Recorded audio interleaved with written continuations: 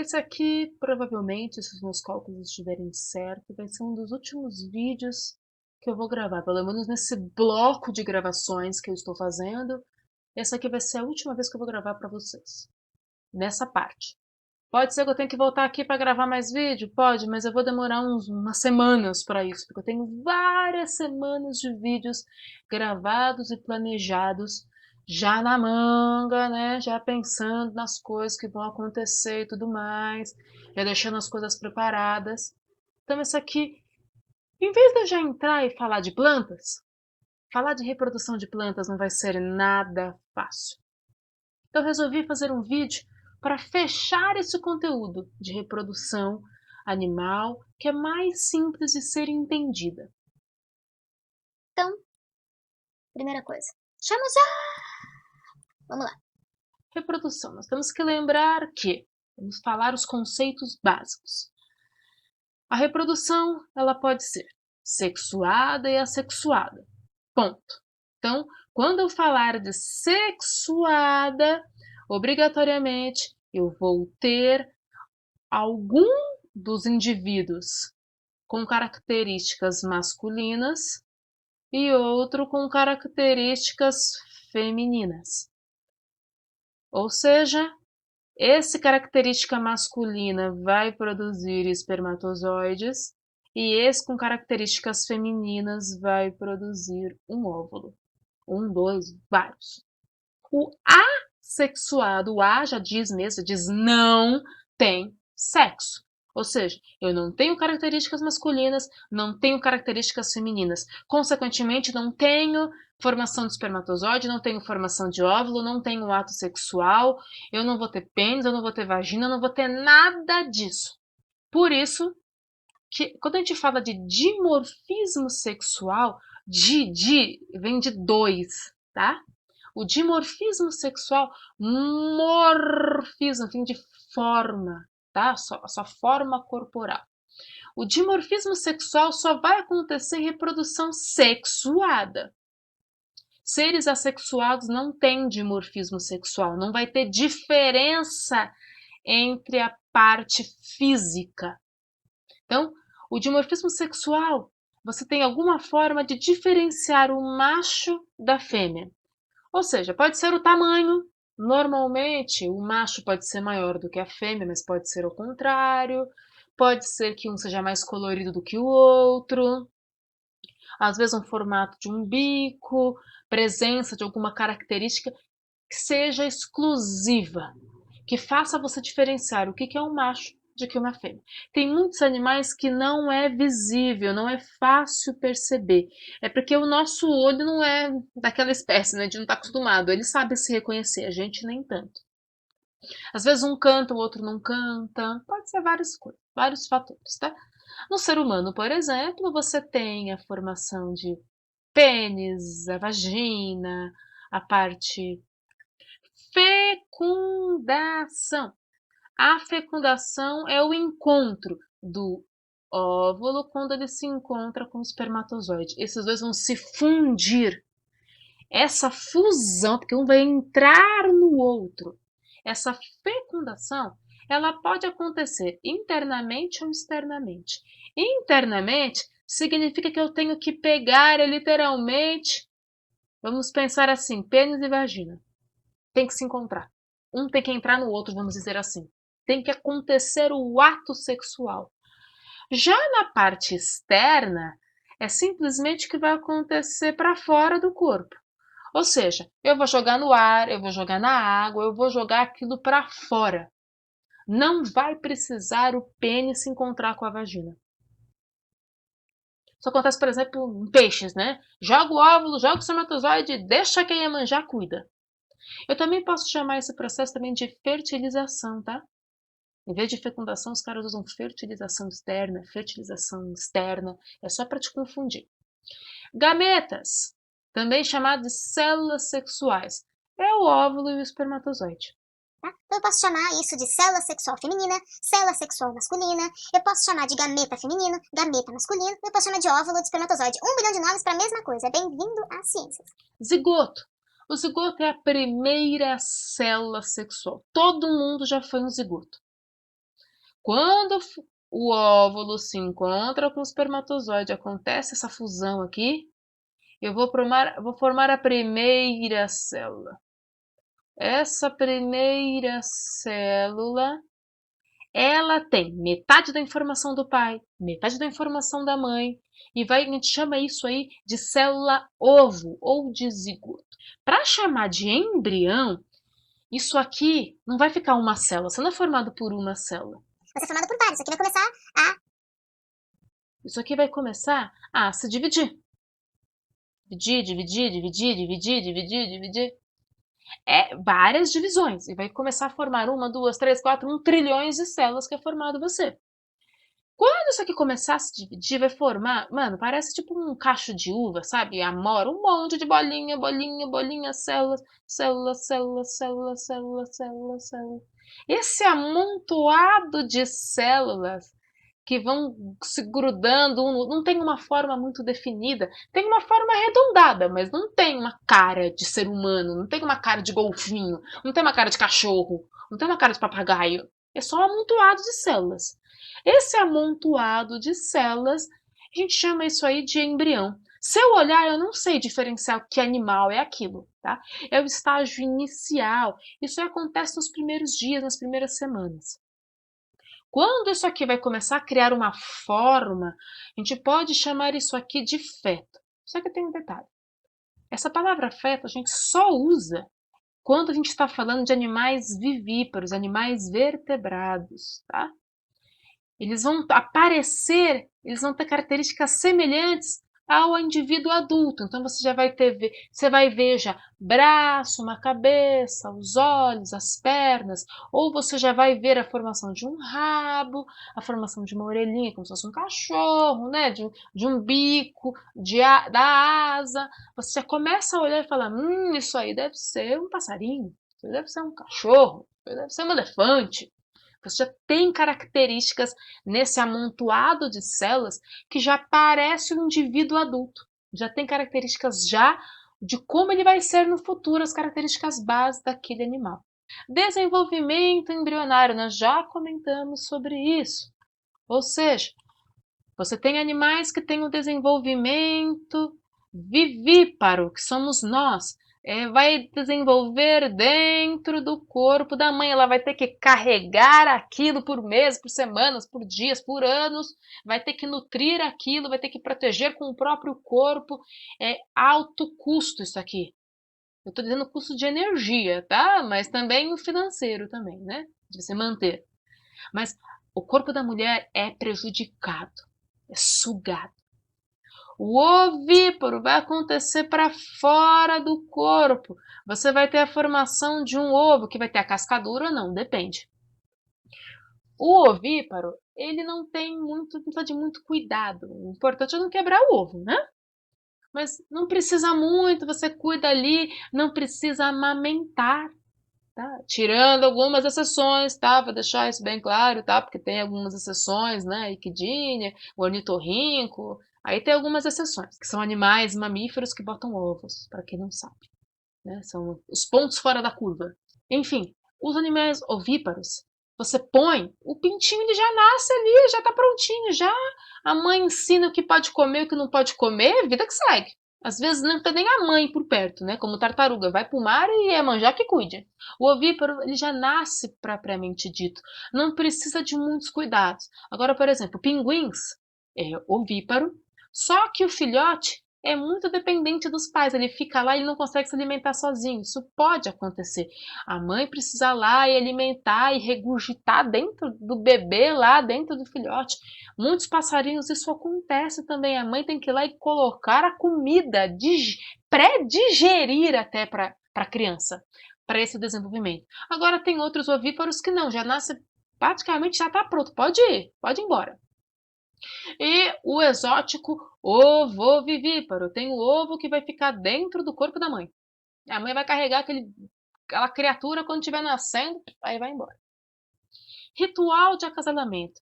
Em sistema reprodutor sexuado, muitas vezes o macho e a fêmea precisam ter meio que um ritual. A fêmea tem que escolher o melhor macho, porque vai dar os melhores filhotes. Olha como a evolução ela é sábia. A reprodução sexuada, ela gera o que a gente chama de variabilidade genética, que é fundamental para uma espécie sobreviver. Você precisa tornar ela muito variável para ela se tornar resistente. Aquela característica boa prevalecer e as ruins serem eliminadas. Esse ritual pode ser uma dança, pode ser um canto, pode ser uma disputa física, pode ser, por exemplo, uma beleza, como penas, né? Muitas vezes tem alguns pássaros que ele tem que escolher a pedra mais bonita, ou ele tem que fazer a casa melhor, mais bem localizada. Pode ser por várias coisas. Também pode ser por feromônio, pelo cheiro, tá? Muitas vezes os seres humanos, um dos fatores assim do ser humano é isso. Gente, se dependesse do ser humano, disputa física, os caras têm que se matar. Beleza, canto, tem que saber cantar para conquistar uma garota, saber dançar, nenhum homem ia conseguir isso. Ia dar para contar nos dedos quantos homens iam conseguir conquistar as fêmeas com essas aptidões aqui. Tem muitos caras que ia sair perdendo, né? Em dança, principalmente, o cara tem que saber, por favor, eu quero fazer se não souber fazer um quadradinho, por favor, eu não quero nem passe na minha porta, né? Se não puder cantar aqui uma ópera, esquece, não tô afim de você.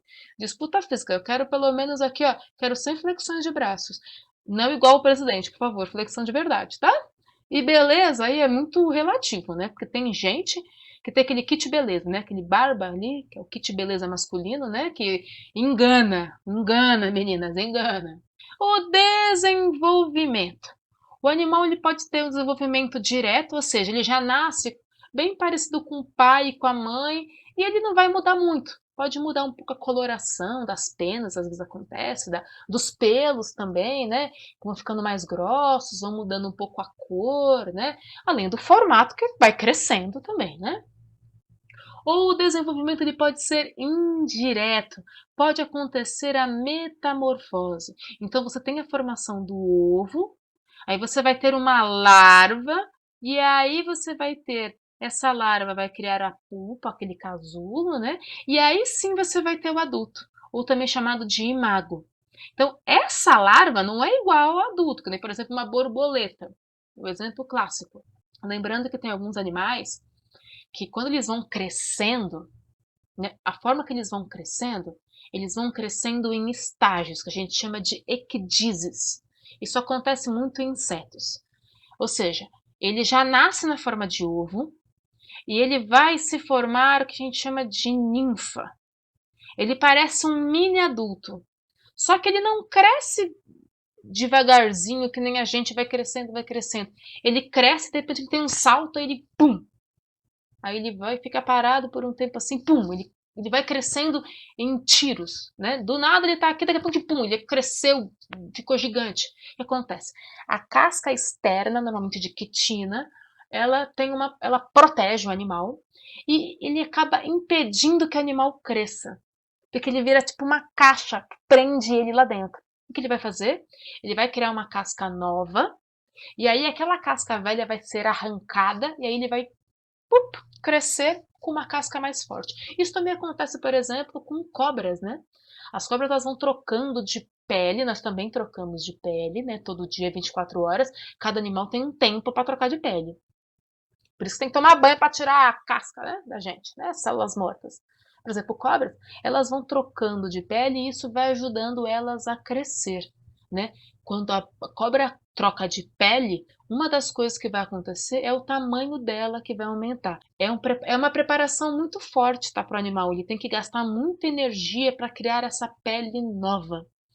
E aí, arrancar a pele antiga não é nada fácil também. É um processo lento. As cobras têm que ficar se esfregando. O animal ele tem que ficar parado por um tempo para conseguir romper essa casca.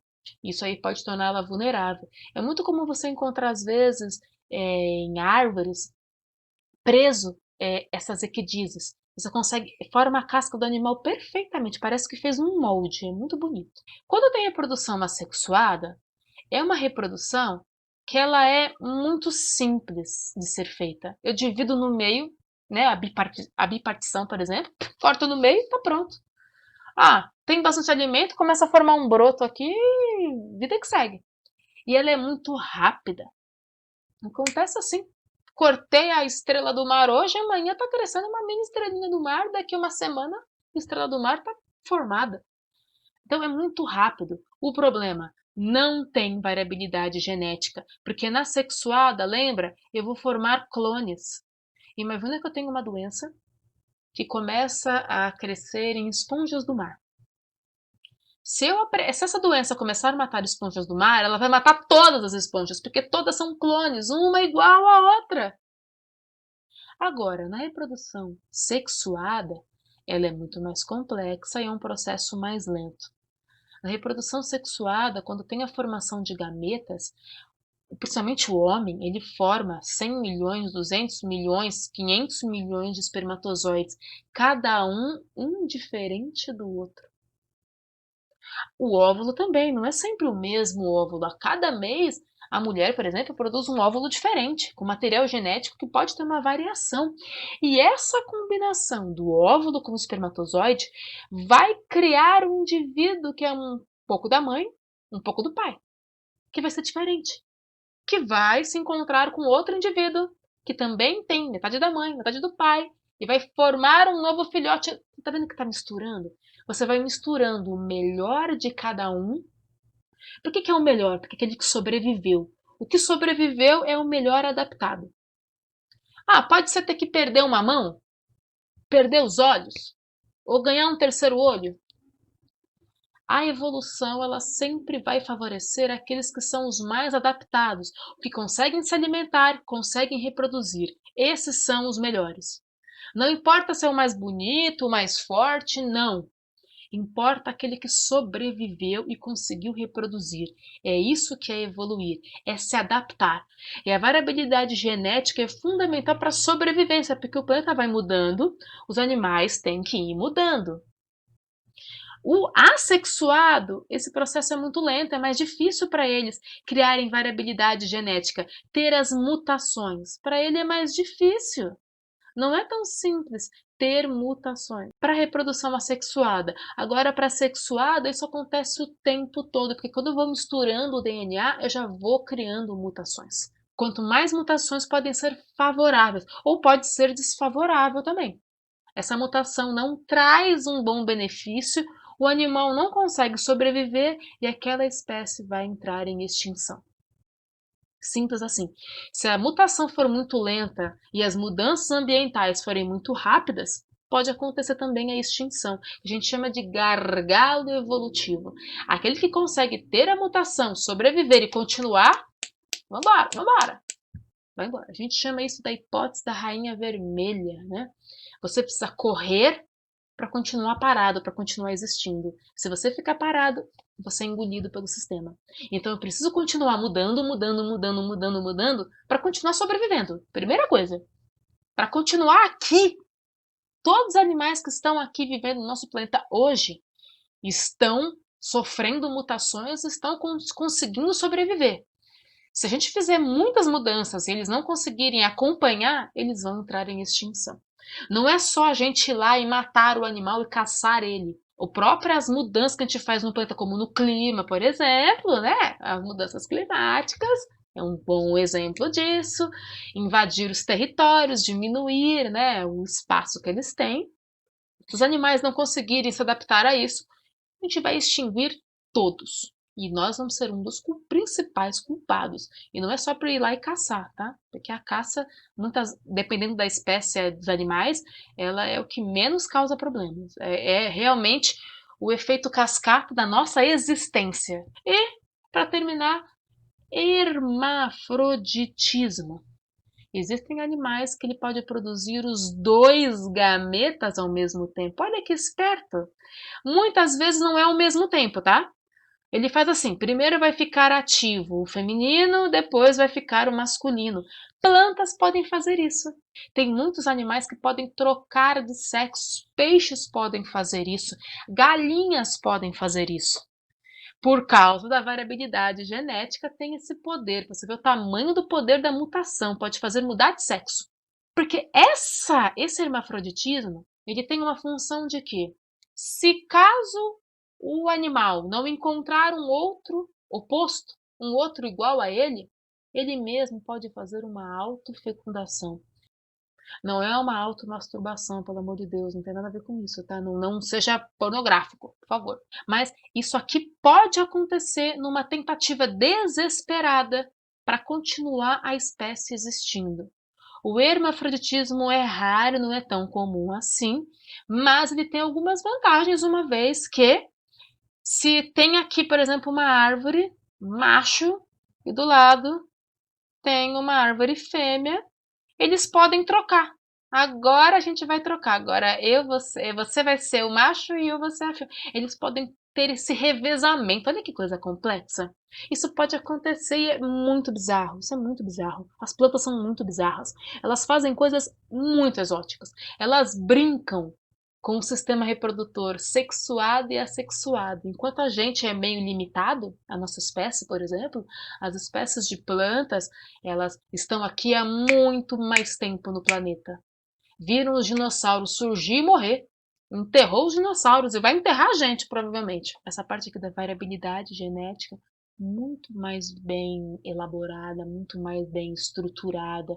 Elas conhecem a evolução de uma forma melhor do que a gente. Elas estão aqui há muito mais tempo. Elas sabem fazer o processo de adaptação. Elas são muito boas nisso. Então, antes da gente começar a falar sobre elas, reprodução de plantas, nós precisamos entender muito bem esses conceitos aqui que eu estou trabalhando, para a gente poder entrar em plantas, porque é muito mais complexo. Tá bom? Beijo, beijo, beijo. Tchau!